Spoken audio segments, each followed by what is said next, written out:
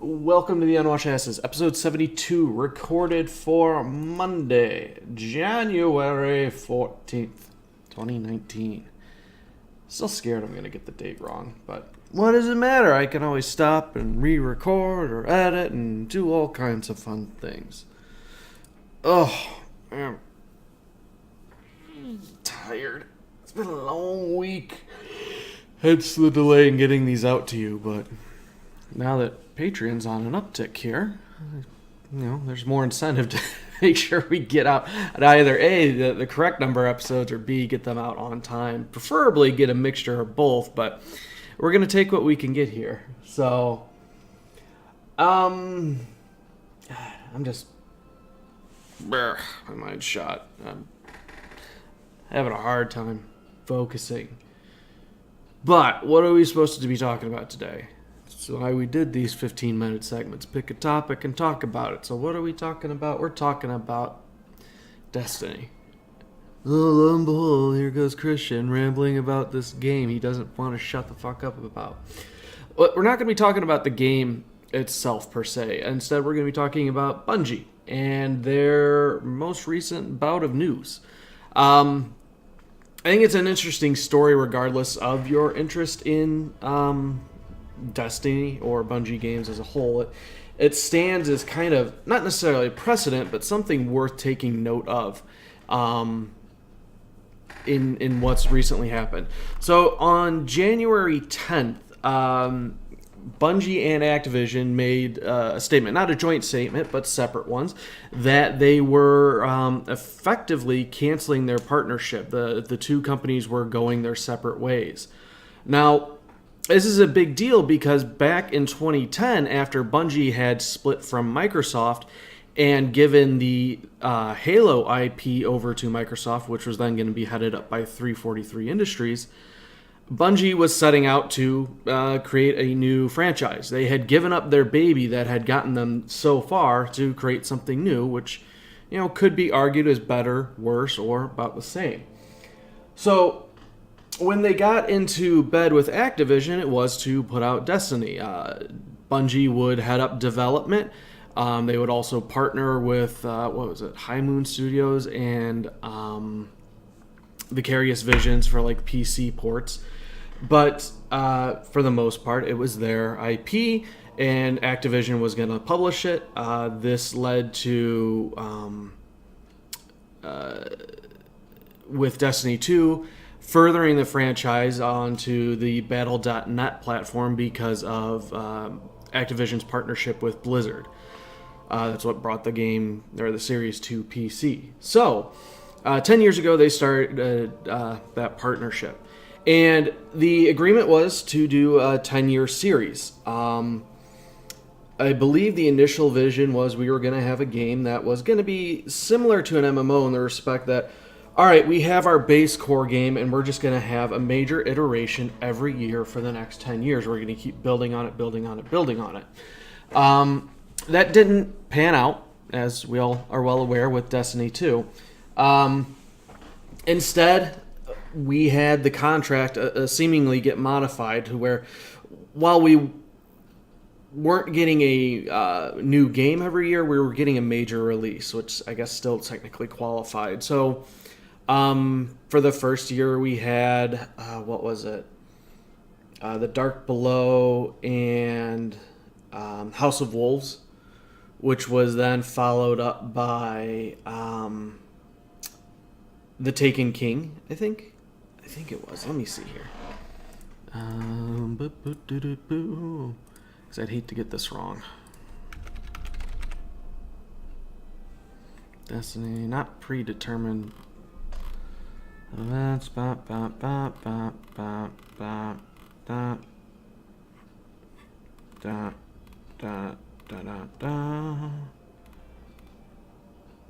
Okay, so yeah, we had Dark Below, then they had House of Wolves, then we had Taken King, which was the major expansion. That was the end of year one of Destiny. When was this game released? Because they partnered in 2010. 2014. Okay.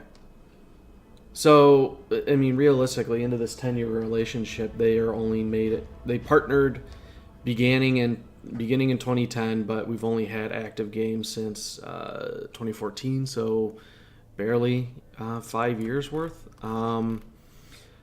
So, let's see here. Okay, so after Taken King, which everybody got super jazzed about, there was this big long content drought. I believe the idea was to get Destiny 2 out and up and running, but there wasn't. This is going to tie into a bigger point later, but Bungie was kind of dragging its feet and having a hard time getting content pushed out, which is one of Activision's gripes with them, in the sense that, all right, we have this contract, you have to get stuff out, fucking do it. But Bungie has a notorious habit of rebooting a game, essentially scrapping their design and starting all over well into development cycle, which then puts them into a time crunch and can lead to cut content. Case in point, Destiny 2 was allegedly supposed to have all of Destiny 1's content built into it, so all the planets, raid strikes, all that, it was supposed to carry over. But because they rebooted it well into the development cycle, they had to scrap all that and then go start from scratch. So we had a content drought, and then what was it? We got the April update, which I think was the Go Fast update. And further down the line, we then got Rise of Iron in June, which kind of marked the end of Destiny. We did get another update, which was the Age of Triumph later in that year. But it was effective of that, that Destiny was pretty much over, and we had to wait for the sequel. So Destiny 2 then... when did Destiny 2 come out here?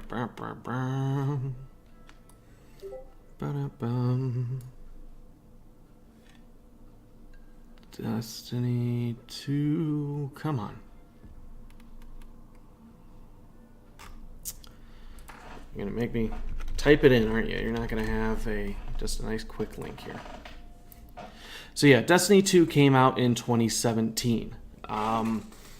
Since then, we've had several expansions. The amount of content coming out has been nice and stable. We had Curse of Osiris, Warmind, and then we had, following kind of the trend with Taken King, or I should say Destiny 2.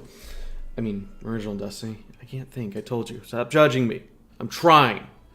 Destiny 2, we had, Forsaken, which was the big, the next year's annual release, giant piece of content, which was, marked extremely good. I'm not going to really try not to break down individual expansions. And then we were put into kind of another holding pattern, much like we had with Taken King.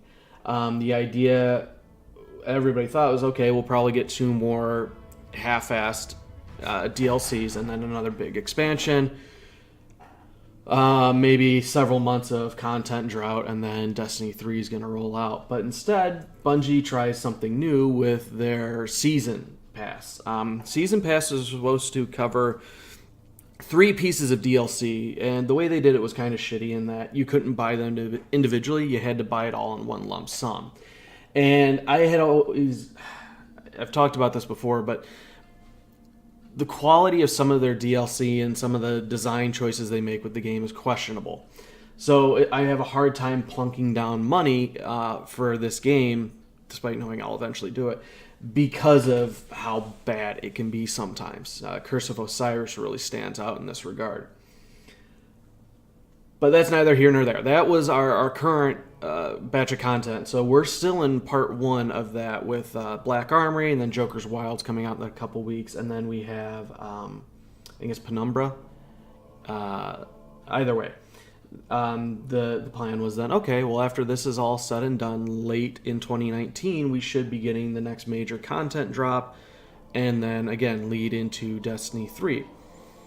Except on January 10th, Bungie announces they're splitting ways with Activision. And unlike their dissolution with Microsoft, Activision is going to allow Bungie to retain rights to the Destiny IP. So now they are essentially, all joking aside from the subreddit, they are an indie studio. They are totally independent. Now, a lot of people, including reports that at Bungie Studios are popping champagne and cheering and having a good time. The subreddit seemed to really like it. A lot of folks were overly positive about the news because the belief was that Activision, because of its poor earnings, its stock has been tanking for several months here, had been. I shouldn't say had been. They had announced that they were going to start pushing microtransactions hard, or they're seeking further ways to monetize Destiny 2. Now, we already have Eververse in the game. I don't think it's as intrusive as everybody else makes it out to be. I've not once had to spend real money to get the loot boxes in the game, largely because if you play it enough, you get rewarded with the Bright Dust, which will allow you to just kind of buy what you want directly from Eververse instead of having to play the loot box gamble.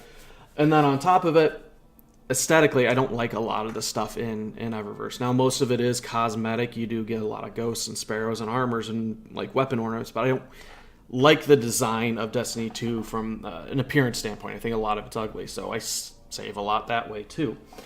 But in the last earnings call, Activision had reported that despite Destiny being the best-selling game of September 2018 and continuing to have strong sales, it failed to meet expectations. And this is something that we're seeing across the gaming industry as a whole. I'm going to refer you over to Jim Sterling, and a month or so ago, he did a great episode of the Jimquisition breaking down the gaming industry's unreasonable expectations for bringing in literal dumpsters of money. They make money hand over fist, not a problem, and they are just a big, fat, greedy blob that wants to squeeze non-existent money at this point out of consumers.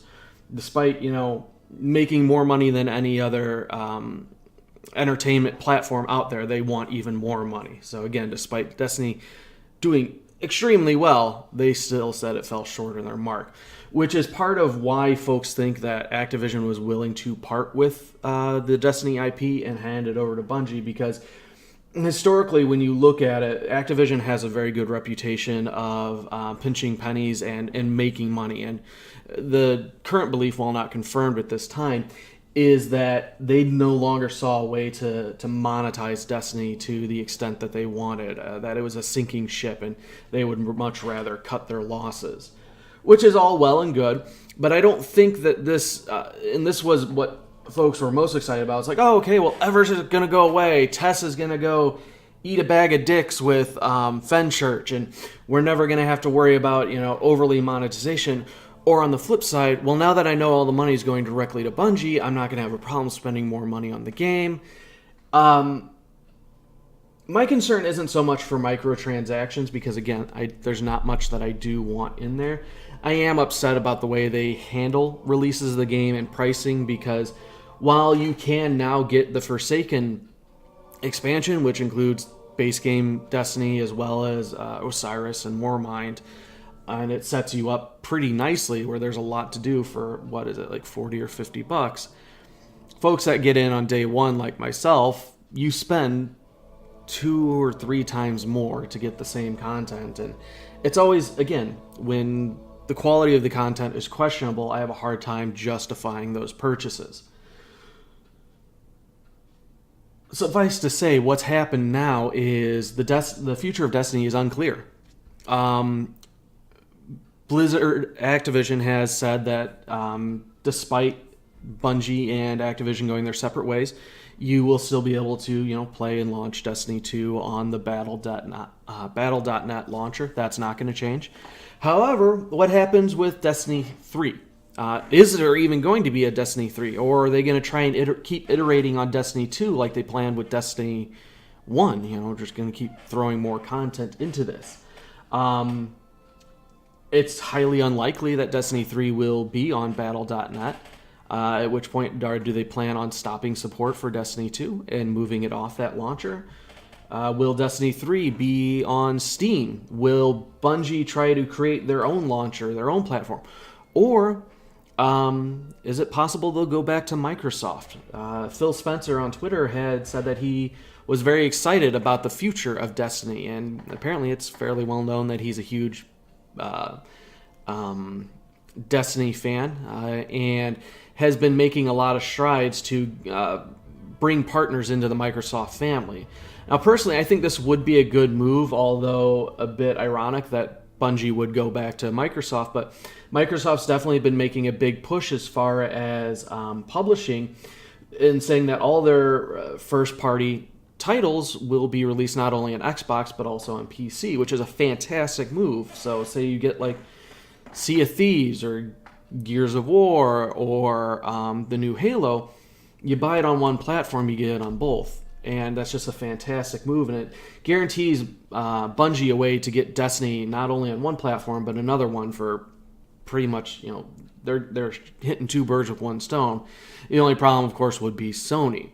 That's the other question: is are we still going to see Sony exclusives? Now, traditionally, because of Activision's partnership with Sony, we would see exclusive gear, exclusive strikes, just all kinds of exclusives launch on Sony's PlayStation platform first, and then the agreement was it would have to wait at least a year before it would show up on other platforms.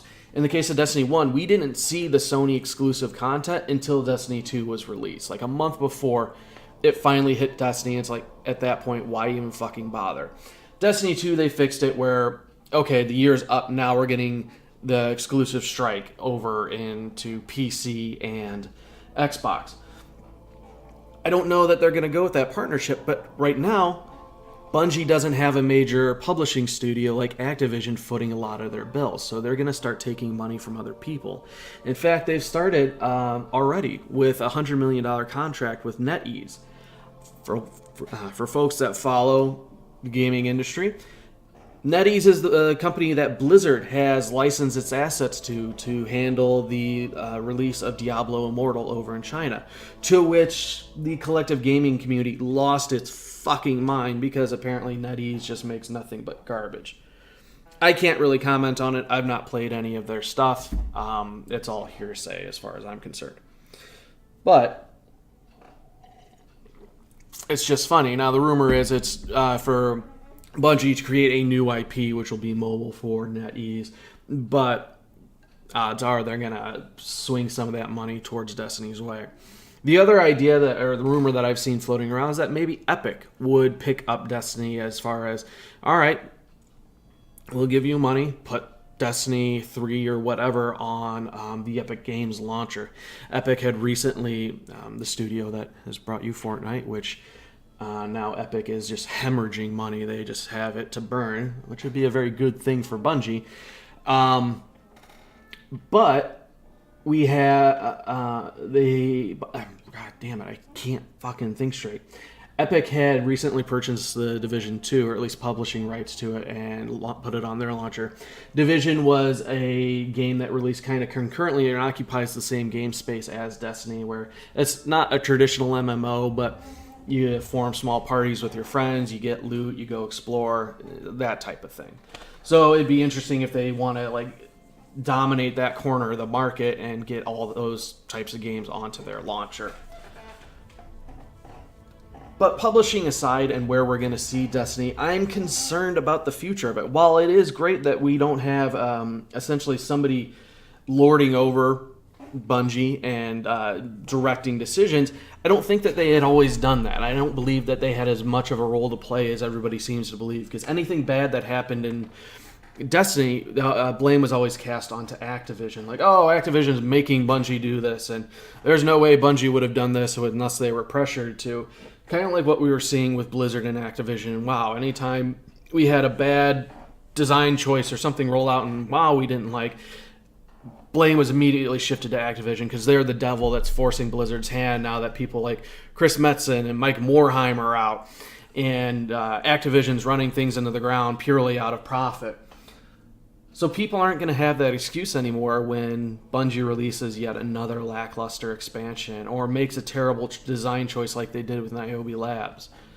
And with Bungie's reputation for rebooting games well into development cycle, I'm worried that without a publishing partner to kind of kick them in the ass and make sure stuff gets out on time, we're going to see longer content droughts and longer gaps of time between Destiny releases where we'll see player base kind of stagnate and fall out. This is really going to be a challenge for them. And I'm interested to see how it plays out because clearly at this point, Destiny is my favorite game franchise and I'm going to follow it till either I'm dead or it's dead. But we're at a crossroads. We have Bungie has the opportunity for greatness here. But they could also, run it into the fucking ground. But time will tell. I'm excited, but cautiously optimistic about how they're going to handle this. Are they going to lean more towards their hardcore market, or are they going to gear it more towards casuals? Because that's something that Destiny's classically had a problem with as well. Is which market do we cater towards? And they always do an course overcorrection. The pendulum swings way too far in the other direction. Where Destiny 2 launched with a gear towards casual players because they're on not only the consoles but now PC, and they needed to make a big splash and get as many people in as they could. But when casuals kind of dropped off, the hardcore audience was left with nothing to do, and now they're swinging back into the hardcore and making things again like the Niobe Challenge, which is designed for streamers to beat, and there's no realistic way your average player is going to beat that on their own. We have incredibly grindy content with Black Armory that is just, it's honestly at this point a chore to play. I'm still trying to unlock the Izanami Forge, and I just got the Malfeasance quest, and it just seems like these aren't well-designed quests, and I digress. I